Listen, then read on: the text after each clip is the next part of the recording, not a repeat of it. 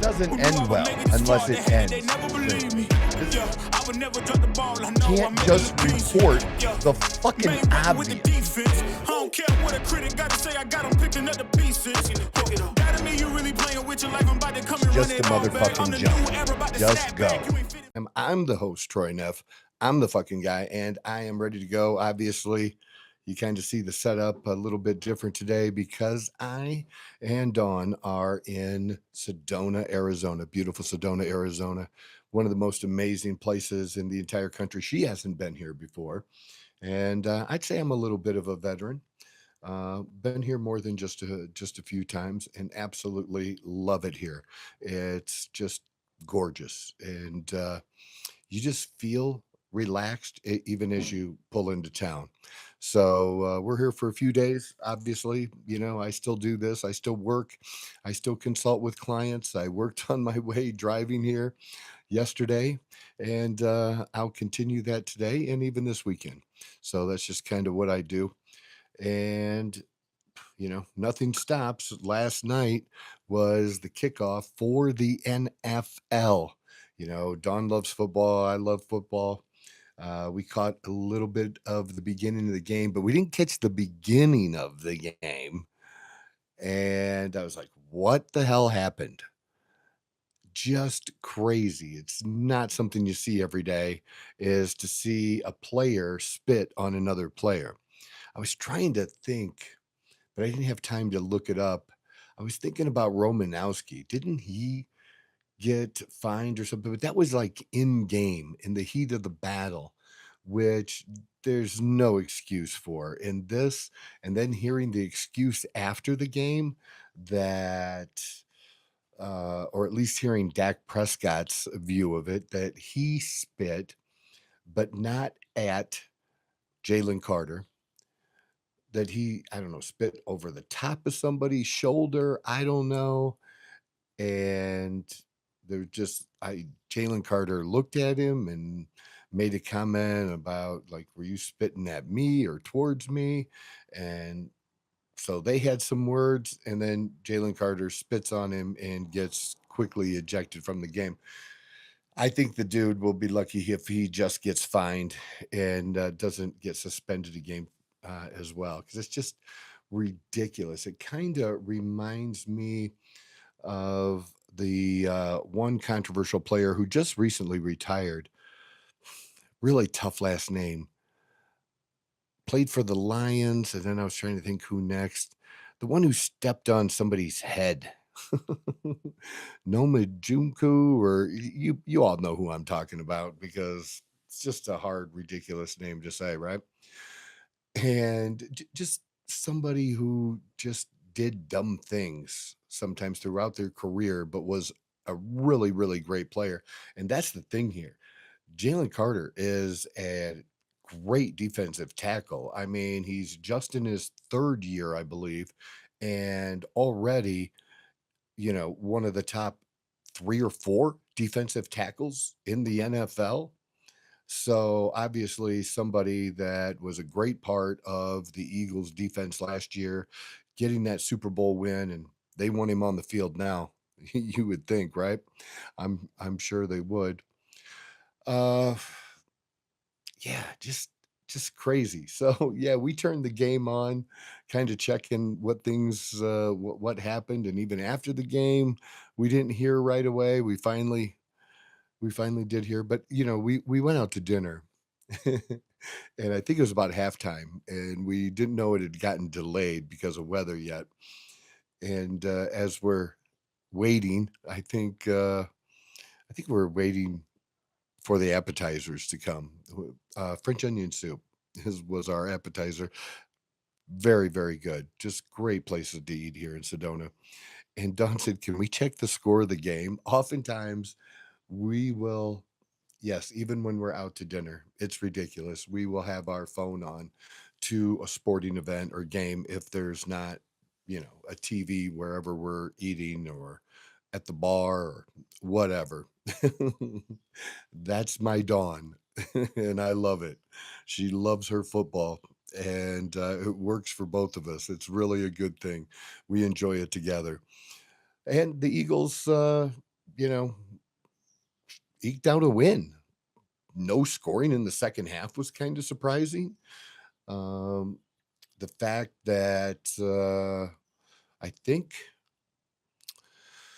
I think Hurt had a couple more rushing yards than even Barkley. Barkley caught some great passes though too, even though he didn't rush for over 100 yards. But the defending champs look like the defending champs, and the Cowboys look like the same Cowboys. Not terrible. They'll beat some teams. I know it's just one game, but they still look like they're just not good enough yet. So let me move the table here. There we go. Just not good enough yet. And I, who knows? We'll see what the rest of the weekend brings with the NFL. I'm certainly excited for it and kind of anxious to see how Aaron Rodgers does with my Pittsburgh Steelers. I'm a huge Steelers fan, so there's a lot of different, a lot of different interesting lines from game to game this weekend. A lot of interesting ones. So we'll see how that plays out. And the NFL is great at matching up games. I mean, for them to work it out for the Steelers to play the New York Jets on the first game of the season, they're pretty good at what they do, making some matchups. I will say that, because what most people don't realize is when they put together their schedule, most of that schedule is pretty, maybe the timing or when you play somebody when, um, that's not always set, but who you play every year is pretty set because you play everybody in your division twice, and then it rotates that you play rotate AFC divisions, and this year Pittsburgh is going to be playing the AFC East, so they'll play every team in the AFC East. I don't know what that's going to be in the NFC, what that is this year. I didn't look, but that whatever division it is, they will play every team in that division. And then I think it kind of goes across based on how you finished in your division. So you'll play somebody in another AFC division. I think we play the Los Angeles Chargers. I'm looking forward to trying to maybe go to that game in mid-November. Not much. It's a 6-hour drive. It's all good. And but I think it goes by, like, third place team plays third place team, or second place team plays the second place team from the previous year. Basically, they're not just randomly picking out games or making somebody's schedule harder than someone else's. I mean, it's done pretty fairly, pretty concisely, where that's all pretty much figured out. So there's not a lot of leeway. So, but again, what they could do was, since we were playing the NFC East or the AFC East, you got to play the Jets sometime. Might as well make it the first game. So kind of cool. So maybe that's some other information you didn't know about how they do their schedules.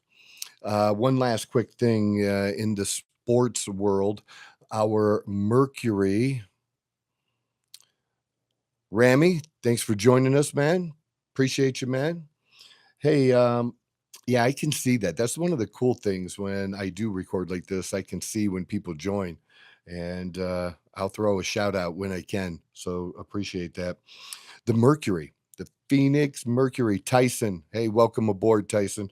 So my Phoenix Mercury, this is my first year as a season ticket holder, and even though it was Caitlin Clark that brought me to the WNBA last year. Um, I do root for obviously in the Indiana Fever, but kind of like, my NBA team has always been, since a little kid, since fifth grade, has always been the Los Angeles Lakers. But I was a huge, huge Jordan fan and rooted for them. And that's kind of what my situation is now with the WNBA, rooting for Caitlin Clark, rooting for the Fever, but my team is the Phoenix Mercury. I've gone with the whole team, the home team, and really surprised, honestly. Didn't expect them to be this good this year. Nobody did.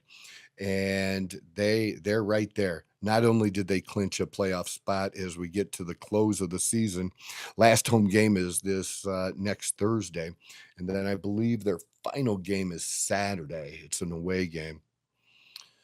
Iowa, same high school as Caitlin. That's pretty cool. And I'm here talking about it. And you went to school with her. That's awesome, man. To be able to say that you got to see her back then, that's really interesting, man. Love that. I appreciate that information, Tyson. So yeah, I'm I'm rooting for my Phoenix. It is kind of funny. I am rooting for my Phoenix Mercury, and that they rebuilt the entire team almost from scratch this year. A great job done by the general manager of the Phoenix Mercury to have a team that has a roster that's this fucking deep. They are just really maybe the deepest roster in the WNBA. And we might have the MVP and Alyssa Thomas on the team.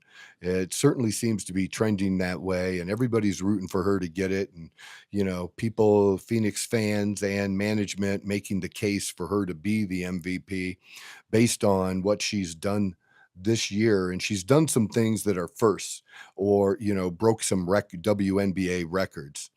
And I think that goes a long way. And she's carried the team. She obviously um, the most valuable player on the Phoenix Mercury. So I think for you to be the most valuable player in the league, you first need to be the most valuable player to your team, and she definitely fits that bill.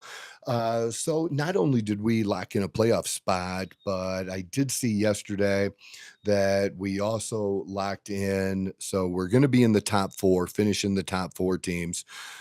Yes, I'll get to that too.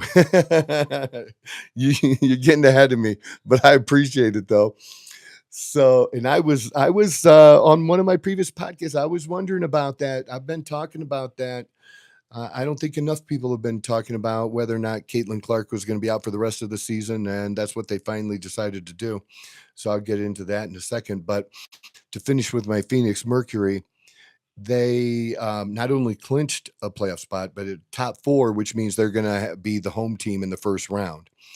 I'd like to see them. They probably can't get seated any higher than second uh, because of the Minnesota Lynx, but I would surely love to see them finish second, so that pretty much until the finals, if they would make it to the finals, would be the home team against whoever they played. So I locked in my playoff tickets.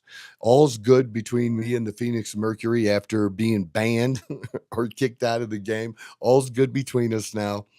Uh, they whatever they did for me was their what I'm in my head calling their attempt at an apology. So there you go. That's pretty good. Now, one of the things Tyson just brought up and appreciate this is Caitlin Clark being out for the season, the rest of the season, not showing back up for the playoffs. I think the Fever maybe could upset someone in the first round. I think it's going to be less likely, but like I said, maybe they could. They're not going to make a run. They just can't do it without her. I've seen this team multiple times in person this year and watched besides the Phoenix Mercury, I mean, I've seen a big number of Indiana Fever games. Well, like even honestly, I've seen a big number of games from quite a number of different teams. So I'm pretty familiar for somebody who's just a fan with all the different teams and become familiar with the players this year. They just don't have it. They have some excellent players who have really tried hard this year. Yeah, I want to see them. I hope they at least win a playoff game, but to win a series, that just probably is not going to happen, especially with Clark out. And if she didn't get in soon, which now she's not, to just wait until the playoffs wasn't going to be a good thing. But I just don't like how they've kept everybody in the dark about this injury. No, man, they've shut her down for the season. So I don't. There's no taking it easy. There's no her stepping on the court. which really is a shame because it really um, slows the momentum here in her second year. Because here's the number one thing that when you get to with players and who's ultimately she hasn't put together a professional career yet. She just started. So we always have these expectations, right? Of this person's going to be the next Tiger Woods, this person's going to be the next Tom Brady, this person's going to be the next Michael Jordan. We all have set expectations sometimes for these young athletes, and then it doesn't turn out. I, for one, was a big Tiger Woods fan. I thought he would become the greatest golfer ever. He's the second greatest golfer ever, in my opinion. I think he'd give you that too. Definitely politics about this too, but they shouldn't be keeping her off the court.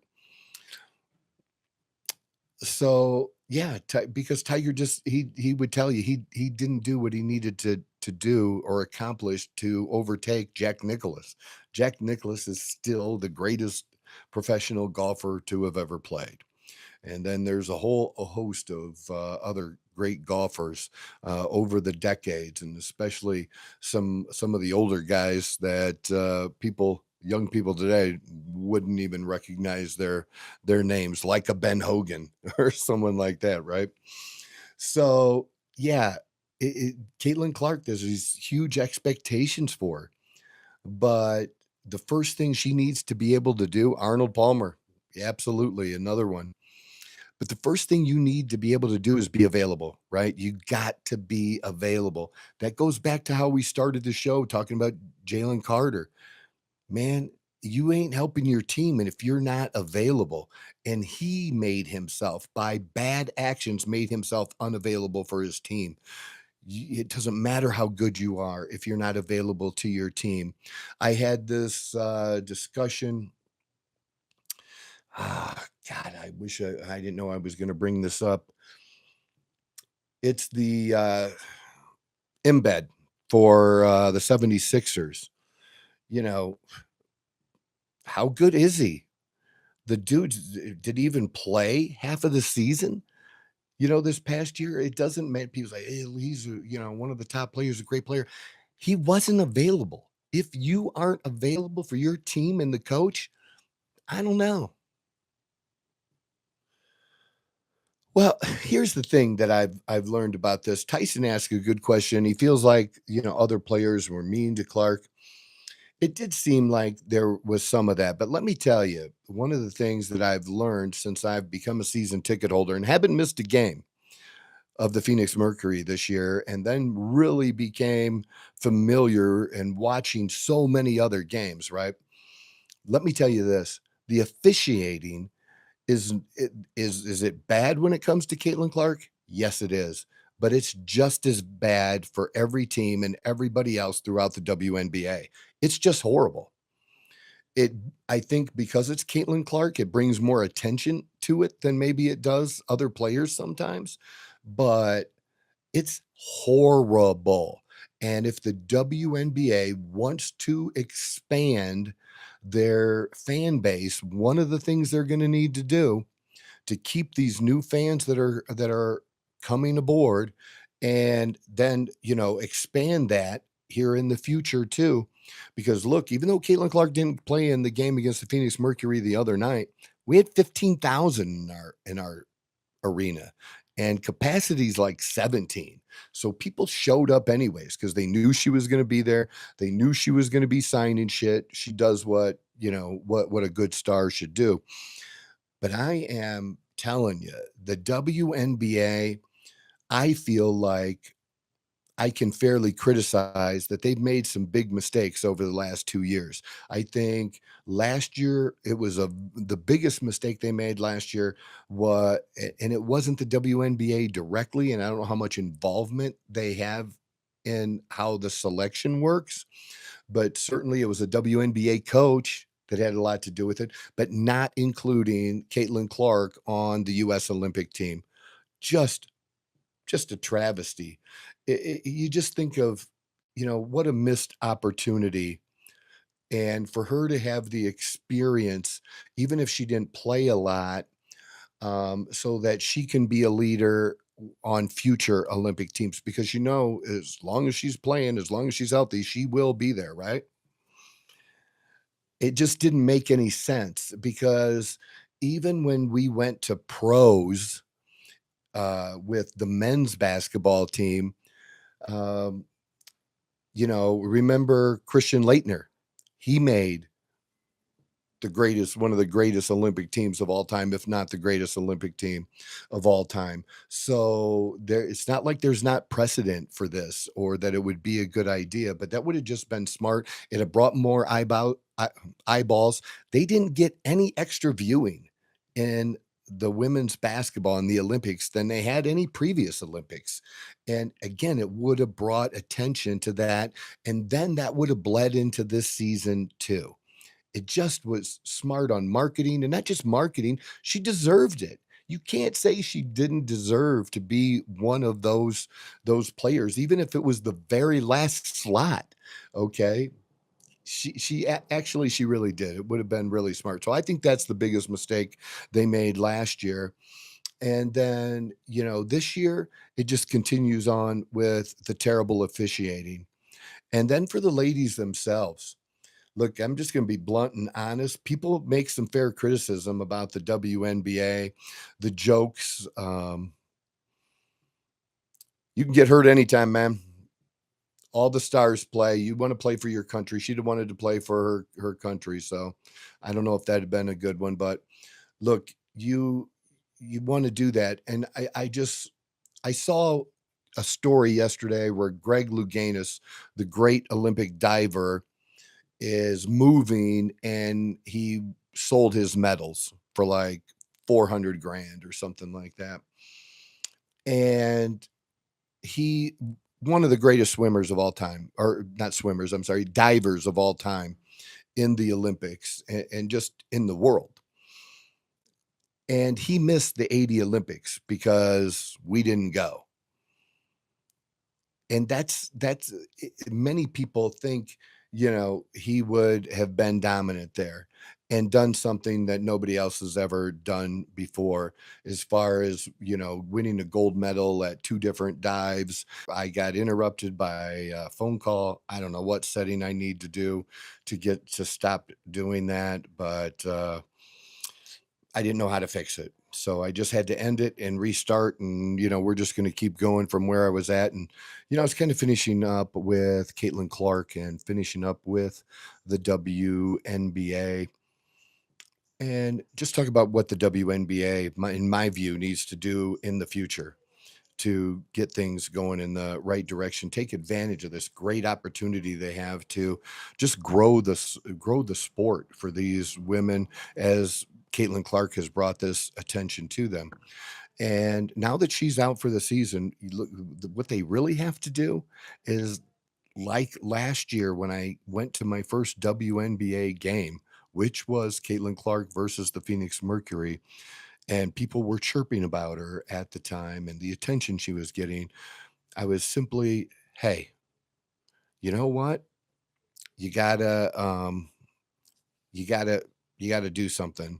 You have to show up. You have to ball. You have to make me want to come back. When she gets on the plane after the game and goes back to Iowa, you got to make me want to come back to the Phoenix Arena and see y'all play. And they did. And we saw a number of games last year, including traveling and seeing Caitlin Clark in Indianapolis as well, when we were there for a Saturday football game, the Irish versus the Boilermakers. So just something we did while we were in town, and had a great time being in Indianapolis for both of those things. So look, the WNBA needs to take advantage of the opportunity that they've had, and try to find a way, as I've said, to not alienate their base, which is the LGBT community. Plus, that is their hardcore fan base, and they do show up in force and have for years.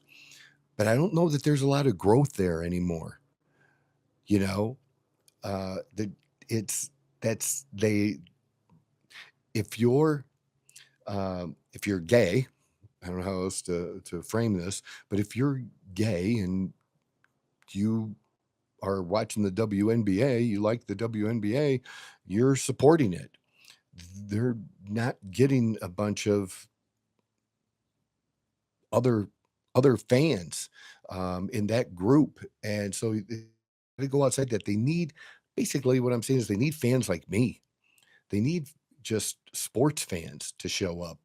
And I think one of the things that needs to be done, besides the league, but with the coaches and the teams and the players, this is going to be a hard criticism here. The players got to get better. You may be the best of women, but you got to get better. You got to, I don't know, practice more during the season. I don't know what needs to be done.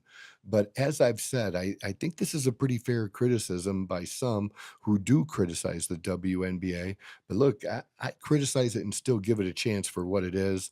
And it's entertainment and it is, competitive amongst them. Is it the equivalent of men? I just don't compare. I don't think it's fair to compare in that way. They are their own game, but they need to get better at their own game, and that means your three-pointers, when you miss, you need to be hitting something. It just look, yes, men throw up air balls, but the women throw up as a percentage, the number of air balls that are thrown up is is ridiculously high. They gotta do something about they do that, and especially for you better players, develop a mid-range shot, okay? Make yourself that develop a mid-range shot. I just feel like everything and that goes for the NBA as well. Everything's in the NBA is dunks and threes, and everything in the WNBA is layups or threes, and they miss too many layups, okay? Way too many. And when they miss, again, ugly, like not even hitting the rim on a layup sometimes. That's that's just hard to do. That's a hard miss to make, but they do. There's just way too many of them. You gotta decrease the number of all of these misses, and you gotta make them look less ugly. I know that seems like a weird thing, but that's just what I've come up with from my observation over the course of the season. It's gotta be less ugly. The misses are way too often and way too ugly compared to the men, and I don't like he said, I don't really wanna compare it to the men. I wanna it but the game has to get better. The game has to get better, and I think they can. I think there's enough new blood in the league, enough players, that, have come in, with Caitlin Clark, a year, 2 years before Caitlin Clark that came in this year, like Paige Beckers, and there's a couple other, rookies that are really, really great to watch that, the the the seeds have been planted. Now they need to water those seeds and take advantage of it, so I don't wanna make too big or longer of a deal of it, but that's my thought on that. Moving on to, actually real politics. So you mean to tell me seriously, you mean to tell me Trump orders the military to take out a boat that has drug cartel members on it who are who have a boat loaded with drugs, and there's 11 of them, and you mean to tell me that there are some people that are mad? There's some people that are mad. You're mad. You're mad because Trump took out, as I got into this little back and forth with somebody on Facebook, just a total douchebag that, oh, these low level drug dealers and he sacrificed them. The dude didn't even understand the word sacrifice. He did not sacrifice them. That's just stupid. You don't even know how to use the fucking word. But the dumb things people are saying on social media and especially on X about this is just really kind of crazy. I, I have no problem. I literally have no problem with what Trump did in taking that out. Now, here's something I will add that I think the president should add about this as well, and also bring in Robert F. Kennedy Jr. along with this. MAHA, because they're all mad at MAHA too. They're all mad at him because he doesn't take shit um, when he has to show up for these stupid hearings that they have that are just nothing but shows anymore, and just senators trying to get gotcha questions, senators trying to showboat, um, just yes or no answers. They don't want to have a real discussion. They're just trying to score some political points, and people are tired of it. I can barely watch that kind of shit anymore. It's just not worth it. But look, there's something else we need to do besides the things that Trump has done, besides trying to slow the amount of drugs that flow across the border, which they've been doing. And it seems like they've been apprehending or getting more of these drugs than they did in the past. But Americans need to start taking less drugs. Americans need to start getting less fucked up and high. It's supply and demand. And these other countries, we can blame them for the supply. We can blame China. We can blame Venezuela. We can blame Colombia. We can blame Mexico. And that's all fair. But we have to take our share of the blame. And our share of the blame is on the demand side, right? And I know a little bit about this because I know what I'm a recovering alcoholic and addict. I've been sober for 16 years, over 16 years now. It'll be 17 in January 18th. It'll be 17 years. And it's okay to blame somebody, but we also have to accept some of the blame, because you can't make things better in your personal life if you yeah, dude, alcohol fucks up a lot of people's lives. But one of the things, the hard part about the prohibition is it didn't stop anything. It made some gangsters rich. So I don't know what, the answer is. The answer is me sharing my story and telling people that even though I had some success when I was younger, even while I was addict, I wasn't on the streets. I wasn't digging out of a dumpster. I was making six to $800,000 a year, and this is over 15 years ago in Toledo, Ohio, managing people's money, and I was doing a good job of managing the money. Okay, even as an addict, even as a drunk, I did. But yeah, it just and even bringing up I don't know if most things should be legalized. I just know that legal or illegal, we have to deal with the demand. We have to deal with the people wanting it, whether it's legal or illegal. And actually, alcohol use is on the decline by the younger generation. Yeah, that was a good income, especially 15 years ago in Toledo, Ohio, dude. Yeah, after 24 years of building up a business, that was very, very good. And I was on autopilot at the time, going through a divorce, working 20 hours a week. And I got to tell you that the damage that it did to my life was tremendous. Even after I stopped drinking, it took quite a while to get things really, really turned around. And I didn't lose everything when I was drinking, when I was using. I lost everything after I got sober, and then didn't use. That's a hard thing to do that. And I was able to do that and then rebuild my life again and create another successful business. But definitely wasn't easy. But I don't have any desire now. I can be around um, alcohol, and I don't have a desire for it. And I just take it day by day. I still work the program. I credit God and AA for my sobriety. That's what did it for me. Doing it on my own, I was never as strong as I feel like I am, and the willpower I think I have personally, what just just wasn't. What I do for fun now is activities. I do the same things, I go to concerts, go to sporting events, we work out, we play pickleball. We Dawn and I do lots of things. We just do them all sober now, and we enjoy ourselves. Yeah, I have a daughter, 31 years old, who's going to be having my first grandkid, Tyson, coming up here soon. So it's kind of cool. I'm excited about that.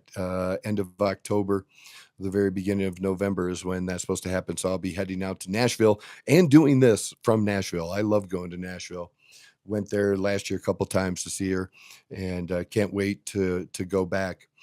But that's another thing. You bringing up kids, um, yeah, when for until my daughter, well, up through most of her teens, even, probably, you know,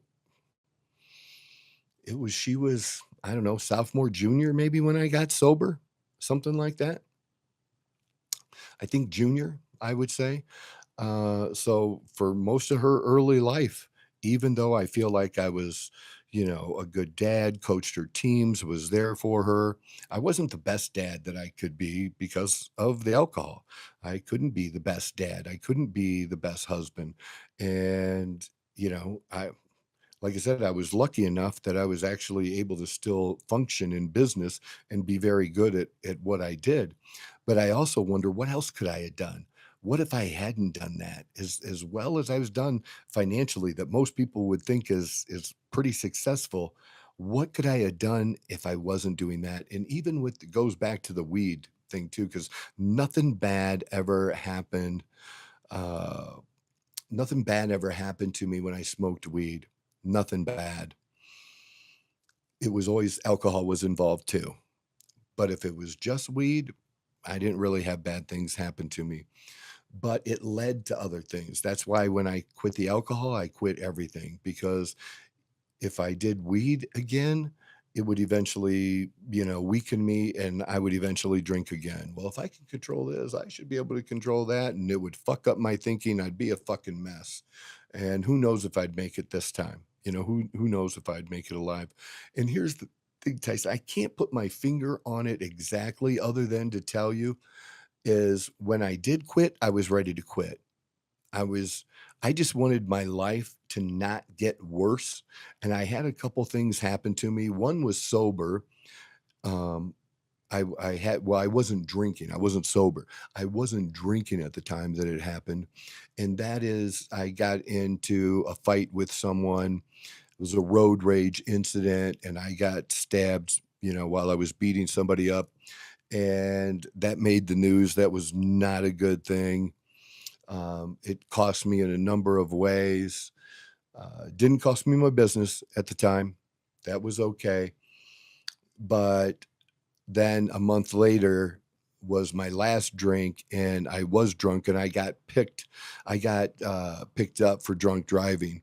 And it's just that I just didn't want I just wanted my life to stop getting worse. It's not that I even wanted it to get better. I just wanted it to stop getting worse at the time.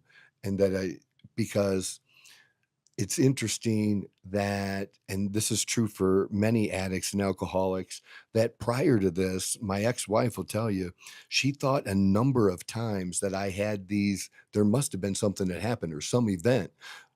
She could tell you there were a number of them. Why didn't that make him get sober? She thought I would have these come to Jesus moments.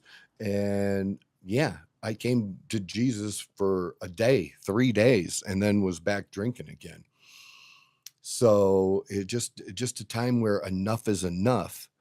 And that's why I'm very, very hard on alcoholics and addicts that when they do try to get help in these programs, and I think AA is the best program, and they've gotten more people sober than any other type of program. But it's simply that some people come, they start making excuses, they don't want to get honest with themselves, and they just they just have to finally say that I've actually told them, like, look, or they relapse, right? They're sober and then they relapse 15 days later, 3 months later, 9 months later. And I'm like, why are you here? Why aren't you still drinking? Go back, have another drink. And they're like, well, why would you say that to somebody? Because you need to. And that's almost like what you're asking me here, Tyson. I think it's really interesting. You know what I tell you? Keep going. Keep going because you're not stopping because you haven't hit your bottom yet. You will know when you hit your personal bottom. And again, a bottom doesn't have to be you don't have a place to sleep, you don't have to be homeless, you don't have to be digging out of a dumpster. That happens too, but that's not the majority of them. It's just that enough is enough. And again, it just doesn't enhance. I mean, Dawn is another great example. She's not an addict, not a alcoholic. She did drink, was still drinking when we first met, casually out with dinner, friends, right? And well, here, let me tell you this, Tyson. Um, Follow me on my other social media. Okay, look me up on Facebook, Instagram, TikTok, somewhere. That's the best way to contact me. And if you do that, yeah, we'll see. Like I wouldn't like I here's the thing. I would feed you, but I wouldn't bring you into my house because I think like that's something that people should experience, like you have. That you just have to like you can't enable someone, and that's what happens. Families or friends enable us, and they think they're helping. It's not. It just makes it take that much longer before you get the help. Yeah, it was horrible. But if you haven't stopped, then it wasn't that horrible because you haven't come to the conclusion yet that the how bad it would be. What would you do if you stopped drinking? Well, who would your friends be? You might lose every single friend, dude. And really, would that be a bad thing? Honestly, would that be a bad thing? Those people are your friends. They don't give two fucks, man. They care if you buy them a drink. They care if you say some what has to happen is you making a decision. And like I said, if you follow me on some other social media, you can message me and I will respond to you.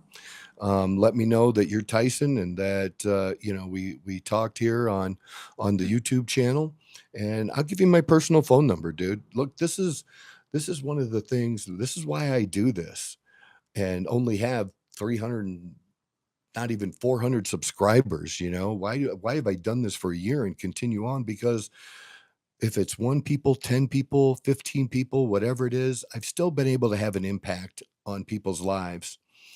And and that's what I want to do. And that's what I think God wants me to do. And I'm just doing that now. It's just following what God wants me to do to the best of my ability and sharing my story to be able to help others that are going through this. Because again, man, um, I have a really, I have a hard life because life is just hard, but I also have a really great life too. Look at where I'm at. Look at this garden that I'm sitting in doing this. And if you saw this room that we're in and the place we're staying, it's absolutely phenomenal. And I drove here in a new Range Rover Sport, you know. And eat at the best places everywhere I go. So, yeah, you can have that great life. No, you can ask, man. I put it out there. No, I've been to jail. I haven't been to prison, man. I've been arrested a number of times. I get that, especially with the tattoos. I don't know why. Do they do this good at tattoo work in prison? People I've even had people who are tattooed say stupid shit about my tattoos or, bring up prison. I don't know. Is it because of the hand tattoos? I don't know, man. But yeah, that kind of stuff doesn't, define me, but no, I share that I've been to jail, but I haven't, like, done any kind of, like, serious time or anything like that. Uh, I have a mugshot.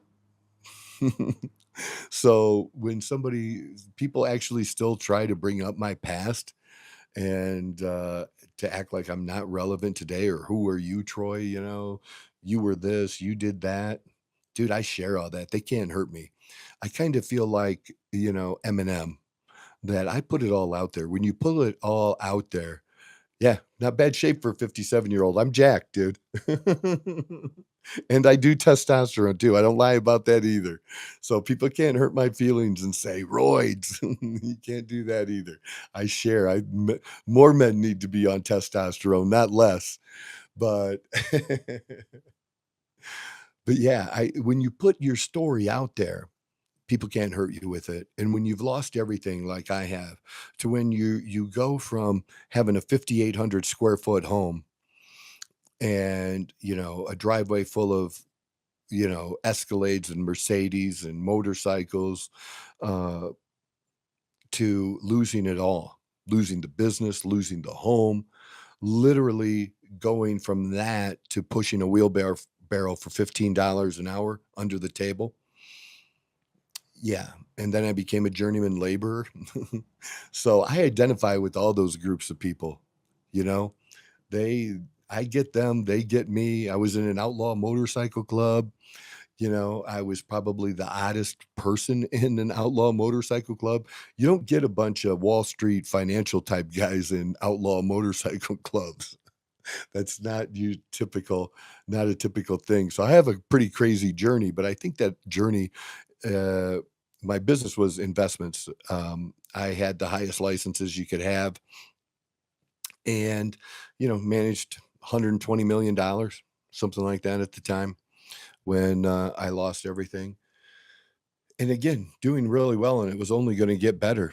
And business was valued at 3.5 million when I got my divorce by an independent accounting firm. So, I but what could it have been? I could have had my own plane, man. I could have had 100 guys working for me, 200 guys working for me, and I didn't do that because I just didn't have the mindset to do it, nor did the mostly because of the alcohol, because it leads to bad decisions. And so I take responsibility of all that. I don't blame the alcohol. I blame me. I'm responsible for that because I was responsible for putting the alcohol in my body. But it just didn't make things better. There's nothing about using alcohol or any drug that makes a situation or anything any better. It just doesn't. And life is hard enough without adding that shit on top of it, right? Because I still go through hard shit. I'm going through another divorce. Apparently, I suck with women, you know, because I've been married way too many times. It's almost a joke or embarrassing at this point, but it is what it is. It's my life. It is what it is. But Dawn is wonderful. We're getting along great. But yeah, I'm gonna be divorced. I think it's October 6th is the court date where everything should be final, hopefully. So, but the last year, because of that, last year, starting at the end of April through now, um, yeah, things were hard. But even though they were hard, they were also some great things during that time. And it's all in how I look at it. It's no different than looking at the glass half I probably will, dude. I'm just stupid. That's just being honest. But the glass half full or half empty. It's just changing my mindset. That was the biggest thing for me, Tyson, was changing my mindset to one of uh, the law of attraction. Okay, attracting good things, good people into my life, focusing on what I could control, which is only me, staying in the day. I don't dwell on yesterday a lot. I don't focus on tomorrow too far ahead, other than scheduling things that we have to do for that. But it's what can I accomplish? What can I do today? And I'm just trying to maximize that, and especially doing this at 57 years old. Fuck, man. But I'll never retire. I'll never stop doing what I'm doing now or something else like this. Um, wherever it leads me. But again, what I do now in helping men with their testosterone leads me into the conversations you and I are having right now. It leads, it leads me um, to be able to talk to people who maybe come for me for one reason, uh, that the area they want help with. We end up talking about this being an issue in their life, and you know, me just sharing my story on what worked for me. And your journey may be different. They don't have to be identical, but the principles can be the same, you know? Yeah. Dude, there's who gives a shit, man, about the past? Who gives a shit? She probably cares about what other people think, too much because of all the shitty things. People still attack me, dude. It's crazy. And they're just mad because after all the shit I've been through and all the shit I've done, they're looking at me and they're mad because they think I'm more successful than they are by however they're measuring it. It's not all just about money, but they're just mad. Like, how can he do this? How can he do? He didn't go to college. No, I'm just smart, self-taught. They people that think wisdom comes from a college, it doesn't. Uh, it's knowledge and experience create wisdom, and a lot of what creates wisdom is doing shit wrong. But then you got to stop what you're doing wrong. You got to try something else. What you try else may not work either, but you already know the other way didn't work, so stop that. And if you do find something that works, do more of that. Um, so yeah, that's really kind of my focus. My dad is still alive. He's back in Ohio, and he's going to be 84 in a couple of days. My mom passed away a number of years ago, not terribly long ago, but long enough ago that you know yeah, miss mom. It's tough when you lose your mom, honestly. So I have a lot of family left. I have a sister I don't talk to.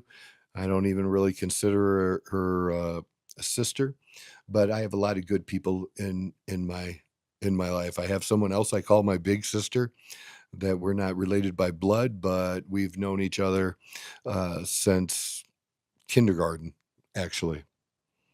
Yeah, my mom and dad we're still married. I don't know if they quite made it to 50. I think it was close, or they just made it to just 50 or just over.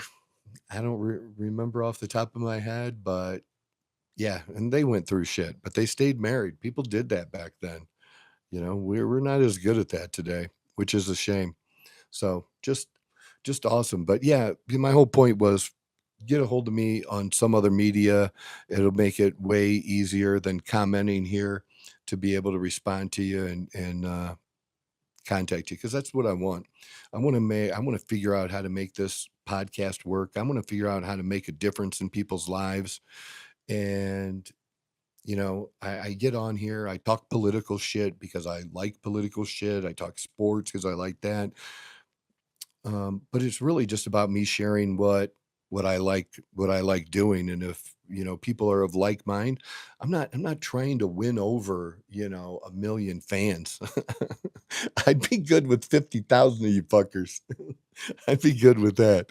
I don't know, but I'm gonna keep going here. And this is hard, man. You people have no idea how hard doing this podcast or what I do here and getting the results that we've gotten. And I struggle with that because of what it cost me to do this. Could I do it cheaper? Probably. But I had the money to, and I wanted to do it as professional as possible right out of the gate. That's why we're usually in a studio. That's why I have Leo, and we try to turn this into other content. And we took a little break from that, trying to figure some things out. We didn't go live previously. We would record and then it would go up a few days later. Now we do it live Monday, Wednesday, and Friday, right about 9 o'clock or as close as we can get Arizona time. And yeah, trying to figure it out. And if it's just me and you sitting here, Tyson, you have no idea how much I appreciate it and appreciate the questions today. But I do appreciate you. And that's why I do this. Maybe I can have a little bit of an impact, but ultimately it's going to take you. You're responsible for what you do. And there's a lot of people out there right now in the United States don't want to take responsibility for themselves. They want to blame a billionaire because they're fucking broke. They want to blame their boss. They want to blame the color of their skin. They want to blame racist people. You know, man, what stops us more than anything else is the person in the mirror. We stop ourselves because we do dumb shit, we make dumb decisions, and then people don't want to take responsibility for it. And sometimes you have to do things you don't want to do, man. Look, I do you think I wanted to push a fucking wheelbarrow? But I had to push a wheelbarrow just because. And then I went from being paid under the table to push a wheelbarrow to being a journeyman laborer. Okay, to being a professional union wheelbarrow pusher and broom pusher, right? And I did it to the best of my ability because I was doing it for God and nobody else. So even though it was not what I considered a great job, it paid okay. Um, but I wasn't okay with okay. I did what I had to do at the time. And that was, 50 to 60 hours a week. And then when I wasn't doing that, I started something on the side again with the supplements. Just basic nutritional supplements, vitamins, and I still use those today. It's a company called Lavelle, and I still use them today, and I still make a little bit off of that. But I put a lot of energy into it, and there was a point where I was making more doing that than being a union laborer, which was paying me, I don't know, 60, 70,000 a year 10 years ago, whenever it was. But I built something else, and it's hard. Yeah, it's fucking hard to do a full-time job, to then train and work out, and then also build another business on the side. It's hard. And then you got people bitching about, a 40 see, you think that's, not bad money. It's just, it's perspective. It's okay. It was survival money, it was livable money, but if I wasn't doing other things on the side, yeah, that's just not it would have been a very limiting life, and so, I was glad to build a business consulting with people on health and fitness and peptides, and, that's very, very, very profitable now, so, um, yeah. Look, it's a good this is a good thing that we have to do sometimes because again, I didn't realize it at the time, but the people that I was working next to when I went into the supplements or even into the peptides and stuff now, I get a lot of clients that are blue collar clients that work in construction, that work in oil fields, that are carpenters, electricians, right? And I can identify with them. They can look at me and say, "This guy knows what I do," because I have been there. I did work on a great big project, called the Oregon Clean Energy Project in Oregon, Ohio, right next to Toledo. That was a natural gas power plant, right? And almost from scratch. I wasn't in there, the at first, but I was in there for the base shit that went in and it going up. And it was a really, really cool project. And I really got to understand, what type of work that is and the people in the work.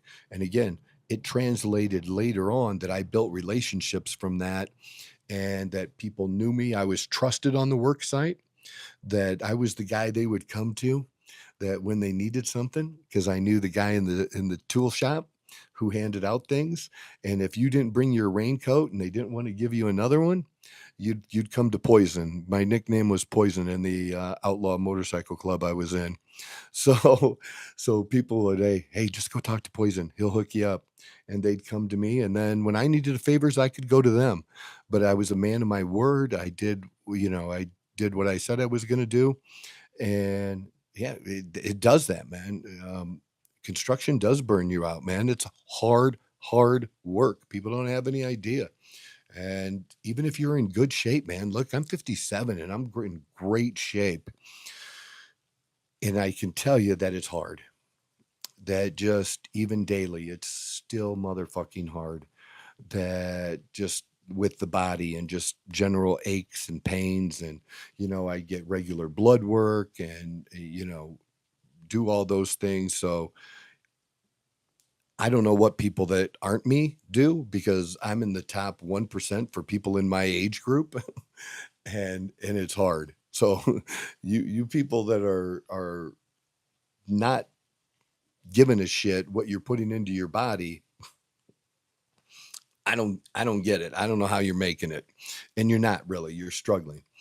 But again, you have people that complain about, why somebody that works at McDonald's can't make a living wage. That's not a thing, man. You work at a place like that, you're learning how to show up every day. And that's the first job kind of shit. You don't just people are just feel so entitled today that they deserve shit. Yeah, man. I can tell you this about your dad passing away and you sitting in the chair drinking. He does not want that for you, man. He does not want that for you. It's hard losing a parent, but you got to let that go, man. When my mom died, I didn't drink. That didn't make me drink again. I didn't relapse, you know? Did somebody just call me a liar? And you don't even know how to spell liar? I don't know who baby is, but baby, you can fuck off. You aren't nobody, man. I don't give two fucks. Somebody randomly calls me liar.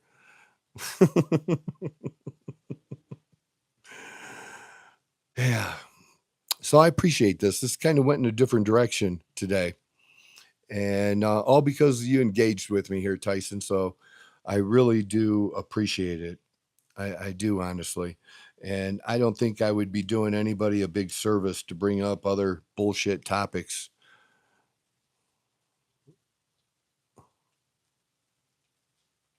You know? So that's it. That's what I got for you all today. Just sharing a little bit of my story. And just the change has to come from you. That's it. And the change will come from you when you make a decision. You got to make that decision that enough is enough. And I hope you make that decision, Tyson. I hope you contact me on other social media, Facebook, um, TikTok, Instagram, X, whatever it is. Any of you can do that. What am I doing the rest of the day? We're going to work out. It just started raining. Dawn doesn't know what's going on, because for her, over her first full year here, you got to take it one step at a time, Tyson. You can't get a job maybe when you're like that. So you got to take that first step. And like, I can tell you how to take those steps. So like I said, get a hold of me. I am who I say I am. If I say I'll help you or talk to you, I will. That's what I do. So Don's like, there was no rain. And now this last couple of weeks, we've had quite a bit of rain, experiencing it here today. We're going to go to work out. And then we have a sunset Jeep cruise there in the lake. We're going to, did I say lake? We're going to go out in the desert on a Jeep tonight. And we got a really good dinner planned. In between there's some great shops here. So we'll check out some of those shops too. So, and then tomorrow, I believe we have a little hike planned that's near here that we're going to take, and some more shops and another great meal as well. But I'll be sharing about that, of course, as it goes. And Leo, if you could do me a favor, and if there's a way that you can take these two broadcasts that I've done today and make it one at some point later on here and repost it. I'd appreciate that if that's possible. If it's not, it's not. We just move on. But yeah, I need to I need to figure this out on how to do this. I need to figure out when I'm interrupted how to make it come back when it freezes. Or to block that shit in the first place. I don't know, man. Technology. But hey, I love you guys. Appreciate you. This is the Outlaw Apostle Podcast. I'm the host, Troy Neff. I'm the fucking guy. Have a great weekend. Who knew I would make it this far? They hated, they never believed me. Yeah, I would never drop the ball. I know I make it look easy. Yeah, Mayweather with the defense. I don't care what a critic got to say. I got them picking up the pieces. That to me, you really playing with your life. I'm about to come and run it all back. I'm the new era, about to snap back. You ain't fit.